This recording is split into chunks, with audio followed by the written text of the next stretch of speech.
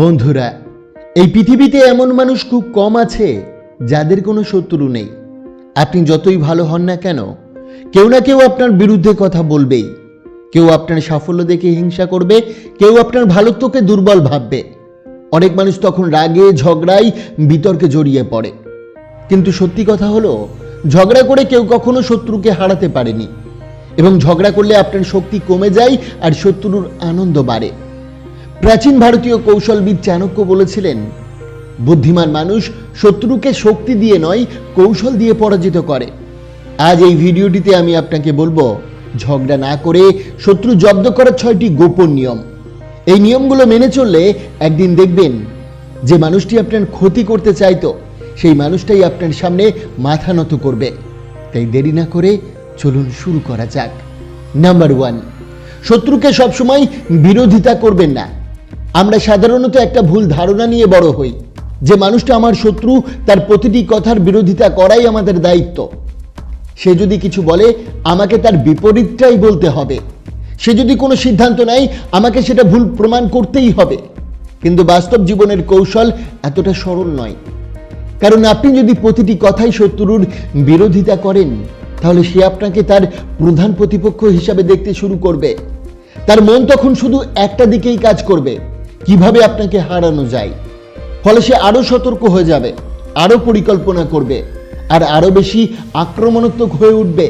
কিন্তু বুদ্ধিমান মানুষ এই ফাঁদে পড়ে না। সে জানে প্রতিটি যুদ্ধ জেতার জন্য প্রতিটি লড়াই লড়া প্রয়োজন নেই। তাই অনেক সময় সে ইচ্ছা করেই কিছু বিষয় এড়িয়ে যায়। মাঝে মাঝে শত্রুর ছোটখাটো কথাই সম্মতিও জানাও। হয়তো সে বলে, হ্যাঁ ঠিক বলেছ, অথবা এই ব্যাপারটা তুমি ভালো বোঝো। এই আচরণে শত্রুর মনে একটা ভুল ধারণা তৈরি হয়। সে ভাবতে শুরু করে, হয়তো আপনি তার বিরুদ্ধে নেই, হয়তো আপনি তাকে গুরুত্বই দিচ্ছেন না। এই ভুল ধারণা ধীরে ধীরে তার সতর্কতাকে কমিয়ে দেয়। আর মানুষ যখন অসতর্ক হয়ে যায়, তখনই সে সবচেয়ে বড় ভুলগুলো করে ফেলে। এই কারণেই বুদ্ধিমান মানুষ প্রতিটি লড়াইয়ে নামে না। সে জানে সময়ের আগে যুদ্ধ শুরু করলে শক্তি নষ্ট হয়। তাই সে ধৈর্য ধরে অপেক্ষা করে, আর যখন সঠিক সময় আসে, তখন খুব সহজেই সে পুরো খেলাটাই বদলে দেয়। দ্বিতীয় পয়েন্টে যাওয়ার আগে একটা ছোট্ট শিক্ষণীয় গল্প বলি, মন দিয়ে শুনুন। একটা জঙ্গলে একটা বুদ্ধিমান কাক থাকতো। সেই জঙ্গলে একটা চতুর শিয়ালও ছিল। সে সবসময় কাকটাকে বিরক্ত করত। কাক যেখানেই বসতো, শিয়াল এসে তাকে তাড়ানোর চেষ্টা করত। একদিন কাক একটা গাছের ডালে বসে একটা রুটির টুকরো খাচ্ছিল। শিয়াল সেটা দেখে ভাবলো, আজ কাকটাকে ফাঁকি দিয়ে রুটিটা নিয়ে নেব। সে গাছের নিচে এসে বলল, ওহে কাক ভাই, শুনছি তোমার কণ্ঠস্বর খুব সুন্দর, একটা গান শোনাও না। কাক বুঝে গেল শিয়াল তাকে ফাঁকি দিতে চাইছে, কারণ যদি সে গান গায় তাহলে রুটিটা মুখ থেকে পড়ে যাবে। কিন্তু কাক সরাসরি না বলল না, বরং সে শান্তভাবে বলল, ঠিক আছে শিয়াল ভাই, আমি অবশ্যই গান গাইব, কিন্তু গান গাওয়ার আগে আমি একটু উপরে বসি, তাহলে আমার গলার আওয়াজ আরো বেশি ভালো শোনা যাবে।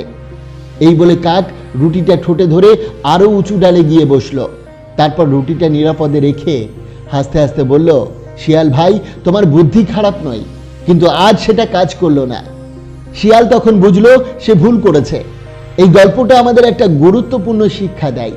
কাক যদি তখনই রেগে গিয়ে বলতো, না আমি গান গাইবো না, তাহলে শিয়াল আরো নতুন ফাঁদ বানাতো।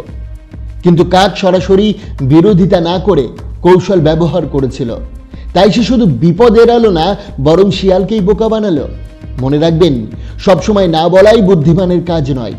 অনেক সময় শান্তভাবে কৌশল ব্যবহার করাই সবচেয়ে বড় জয় এনে দেয়। দ্বিতীয় নিয়ম, শত্রুকে আপনার সম্পর্কে ভুল ধারণা রাখতে দিন। মানুষের স্বাভাবিক একটা ইচ্ছা থাকে, সে চায় সবাই তাকে ঠিকঠাকভাবে বুঝুক। মানুষ যেন জানে সে কতটা শক্তিশালী, সে কতটা বুদ্ধিমান, সে কত কিছু করতে পারে।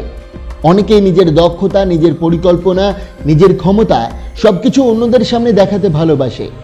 কিন্তু বাস্তব জীবনের একটা গভীর সত্য হলো, সবাইকে নিজের সবকিছু দেখানো সবসময় বুদ্ধিমানের কাজ নয়, বিশেষ করে যদি সেই মানুষের মধ্যে আপনার শত্রুও থাকে।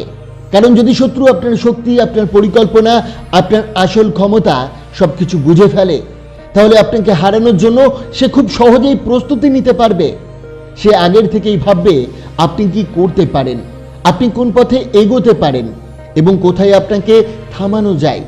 তাই বুদ্ধিমান মানুষ সবসময় নিজের সব কার্ড একসাথে দেখায় না। অনেক সময় সে ইচ্ছা করেই নিজেকে একটু সাধারণ দেখায়।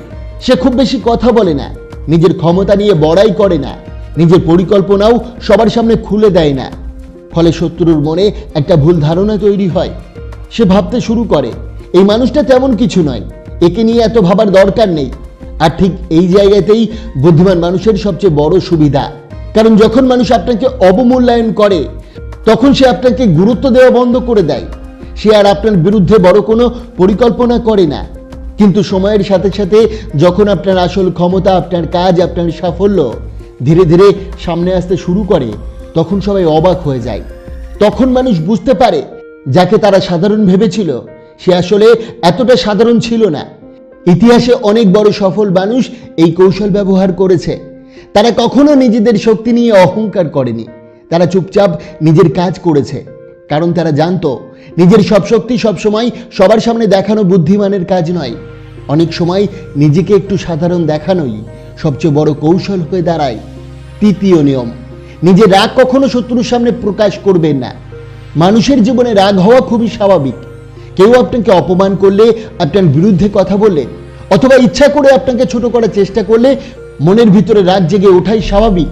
কিন্তু এখানেই একটা বড় কৌশল লুকিয়ে আছে। কারণ শত্রুর সবচেয়ে বড় অস্ত্র তার শক্তি নয়, তার বুদ্ধিও নয়। তার সবচেয়ে বড় অস্ত্র আপনার রাগ। অনেক শত্রু খুব ভালো করেই জানে কোন কথাই আপনি কষ্ট পান, কোন আচরণে আপনি রেগে যান। তাই তারা ইচ্ছা করেই ঠিক সেই জায়গাতেই আঘাত করে। তারা এমন কথা বলে যাতে আপনি রেগে যান, আপনার ধৈর্য হারিয়ে ফেলেন, আর রাগের মাথায় এমন কিছু করে ফেলেন বা বলে ফেলেন যার জন্য পরে আপনাকেই অনুতপ্ত হতে হয়। কারণ রাগের মুহূর্তে মানুষ সবচেয়ে বেশি ভুল সিদ্ধান্ত নেয়। সে এমন কথা বলে যা বলা উচিত ছিল না। সে এমন কাজ করে যা পরে তার নিজের ক্ষতির কারণ হয়ে দাঁড়ায়। এই কারণেই বুদ্ধিমান মানুষ নিজের রাগকে নিজের দুর্বলতা বানায় না। সে নিজের আবেগকে নিয়ন্ত্রণ করতে শেখে। বাইরে থেকে সে শান্ত থাকে, স্থির থাকে। কেউ তাকে উস্কানি দিলেও সে তৎক্ষণাৎ প্রতিক্রিয়া দেয় না। কারণ সে জানে শান্ত মানুষকে হারানো খুব কঠিন। যে মানুষ নিজের আবেগ নিয়ন্ত্রণ করতে পারে তার বিরুদ্ধে ষড়যন্ত্র করা সহজ নয়। আর যখন শত্রু বারবার চেষ্টা করেও আপনাকে রাগাতে ব্যর্থ হয়, তখন ধীরে ধীরে সে নিজেই হতাশ হয়ে পড়ে। কারণ তার সবচেয়ে বড় অস্ত্রটাই আপনার উপরে কাজ করছে না। তাই মনে রাখবেন, রাগ দেখানো অনেক সহজ, কিন্তু রাগকে নিয়ন্ত্রণ করা একজন শক্তিশালী মানুষের পরিচয়। যে মানুষ নিজের রাগকে জয় করতে পারে সে একদিন নিজের শত্রুকেও সহজেই জয় করতে পারে। চতুর্থ নিয়ম, শত্রুর সামনে নিজের সুখ লুকাবেন না। মানুষের জীবনে এমন কিছু মানুষ থাকে যারা আমাদের ভালো দেখতে পারে না। আপনি যখন ভালো থাকেন, হাসি খুশি থাকেন, নিজের জীবন নিয়ে এগিয়ে যান, তখন তাদের ভিতরে একটা অদ্ভুত অস্বস্তি কাজ করে। কারণ অনেক শত্রুর আসল ইচ্ছা আপনাকে হারানো নয়, আপনাকে কষ্ট পেতে দেখা। তারা চায় আপনি ভেঙে পড়ুন, আপনার মুখের হাসি হারিয়ে যাক, আপনি হতাশ হয়ে পড়ুন। কারণ তখন তারা মনে করে তাদের চেষ্টা সফল হয়েছে। তাই অনেক সময় তারা ইচ্ছা করে এমন কথা বলে, এমন আচরণ করে যাতে আপনি কষ্ট পান। তারা ভাবে আপনি দুঃখ পাবেন, আপনার মন ভেঙে যাবে। কিন্তু যদি ঠিক তার উল্টোটা ঘটে, যদি তারা দেখে আপনি আগের মতোই হাসছেন, আপনি নিজের কাজ নিয়ে ব্যস্ত, আপনি নিজের জীবনকে উপভোগ করছেন, তখন তাদের ভিতরে ভিতরে একটা অদ্ভুত অশান্তি তৈরি হয়। কারণ তারা বুঝতে পারে তাদের সব চেষ্টা ব্যর্থ হয়ে গেছে। তারা যতই আপনাকে কষ্ট দিতে চাইছে, আপনি ততই নিজের জীবনে আরো দৃঢ় হয়ে দাঁড়িয়েছেন। আর তখনই তারা বুঝতে শুরু করে আপনাকে ভাঙা এত সহজ নয়। অনেক সময় বড় কোনো প্রতিশোধ নেওয়ার প্রয়োজন হয় না। শুধু নিজের জীবনকে সুন্দরভাবে বাঁচা, নিজের স্বপ্ন নিয়ে এগিয়ে যাওয়া, নিজের মুখের হাসিটা ধরে রাখা, এই জিনিসগুলোই শত্রুর সবচেয়ে বড় পরাজয় হয়ে দাঁড়ায়।